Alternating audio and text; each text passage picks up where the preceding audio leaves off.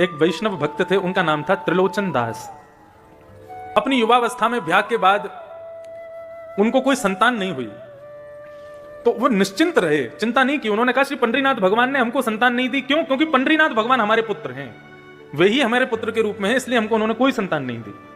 ऐसी भावना वो रखते थे। किसी वैष्णव संत की उन्होंने कथा सुनी, उस कथा में गौ ब्राह्मण संत सेवा, इसको सर्वाधिक श्रेष्ठ जानकर के उन्होंने संत सेवा शुरू कर दी अपने घर में।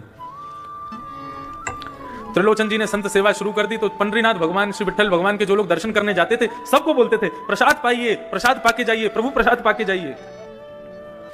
अब वो इतना स्वादिष्ट भोजन बनाते थे कि 100 से 200, 200 से 500, 1000, अब तो प्रत्येक दिन 5-5 हजार लोग भोजन करते थे उनके यहां पर।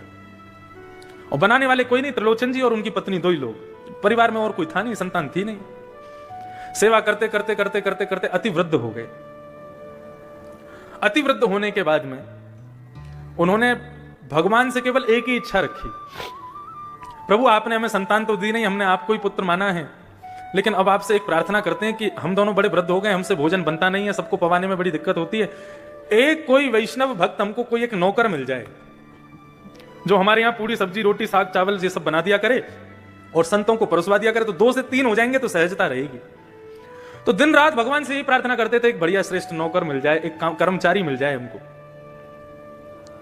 तो एक दिन श्री त्रिलोचन जी बैठे थे, इतने में ही ऊंची धोती पहन करके, सर पर स्वाफा बांध करके, बड़ा सुंदर सुकोमल स्वरूप, सांवला सा एक नन्हा सा बालक त्रिलोचन जी के पास में आ गया। त्रिलोचन जी को आगे प्रणाम किया, बोले हाँ बेटा बताओ कहां से हो, कौन हो, क्या है? बोले हम काम ढूंढ रहे हैं। तो काम मिल जाएगा तुमको यहाँ पे, लेकिन कर पाओगे हमारे यहाँ काम? बोले क्या काम करना पड़ेगा? बोले कुछ नहीं, सवेरे शाम रोटी सब्जी बनानी है, संतों को पवाना है। तो नन्हा सा बालक कहता है ये तो मेरा युग युगों का काम है, ना जाने कब से करता आ रहा हूं। संत गौ ब्राह्मण की सेवा तो मैं जाने कब से करता आ रहा हूं। क्या है तुम्हारा? बोले मेरा नाम अंतर्यामी है। बोले वाह बड़ा बढ़िया नाम है। तुम्हारे मार काम करोगे? बोले कर तो लूंगा, लेकिन शर्तें हैं मेरी। त्रिलोचन जी बोले क्या शर्तें हैं? बोले सबका भोजन मैं बनाऊंगा, लेकिन मेरा भोजन आपको बनाना पड़ेगा।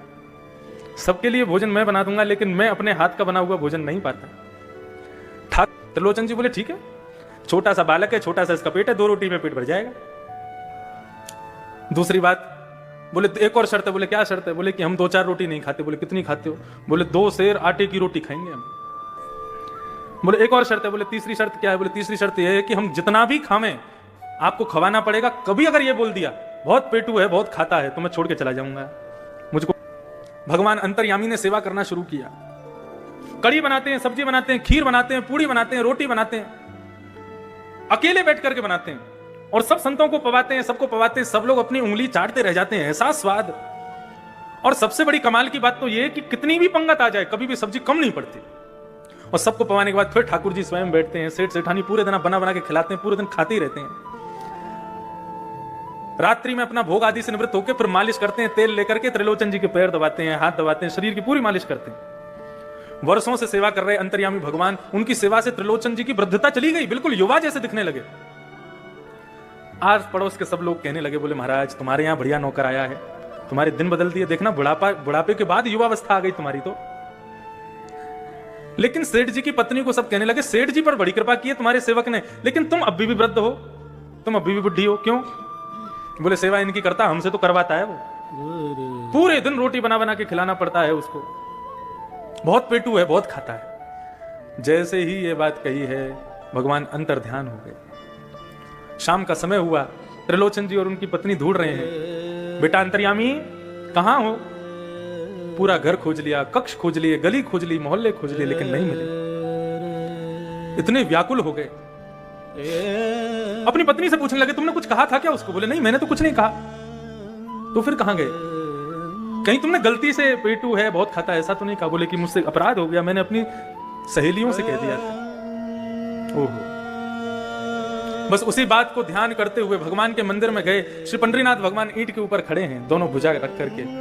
त्रिलोचन जी रोने लगे, भगवान के चरणों में प्रार्थना करके बोले आपने संतान नहीं दी, हमने स्वीकार किया, आपने परिवार नहीं दिया, हमने स्वीकार किया, लेकिन आपकी कृपा से एक वैष्णव भक्त नौकर मिला था हमको, अंतर्यामी, हमसे अपराध हो गया, वो हमें छोड़ के चला गया। प्रभु हमें कुछ नहीं चाहिए, हम जीवन पर्यंत उसको देख देख करके जी लेंगे, लेकिन कृपा करके उसको वापस बुला दे। ऐसा कहकर के त्रिलोचन जी जैसे ही रोने लगे, भगवान से देखा नहीं गया और सामने खड़े हुए पंडरीनाथ भगवान ही अंतर्यामी के रूप में प्रकट हो गए और सेठ जी को अपने हृदय से लगा दिया। बोले गौ ब्राह्मण संत सेवा के लिए कोई सेवक आपके घर नहीं आता है।